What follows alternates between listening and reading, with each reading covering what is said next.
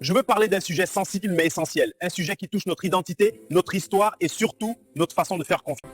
Depuis l'indépendance, un automatisme s'est installé, on fait confiance instinctivement à celui qui fréquente une église. Et surtout, de cette truc, c'est qu'on a eu pendant des générations de douter de nous-mêmes. C'est tellement présent qu'on ne le remarque même plus. Moi, je l'appelle la dépendance spirituelle héritée. C'est un réflexe collectif né de missions religieuses. Comme si une religion à porte ouverte à elle seule garantit la moralité d'un homme, comme si aller à l'église suffisait pour être honnête, être digne de diriger poste public.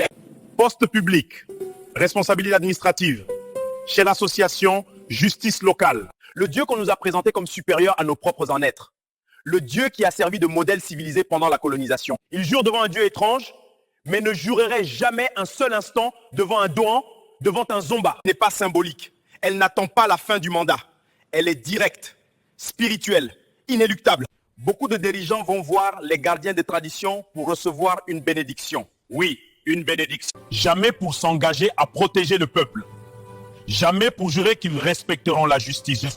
Qui dit au malgache que la moralité se mesure à la fréquentation d'une église? Qui a dit que pour être un bon chef, il fallait être chrétien? L'attachement à la terre, la parole donnée, la lignée, le fiavananant, la droiture. Je ne critique qu'aucune religion sont mauvais. Je ne dis pas que ceux qui ne vont pas bien sont parfaits. Il est temps pour nous, peuple malgache, de retrouver nos propres repères, nos propres critères, notre propre dignité spirituelle. Merci et à bientôt.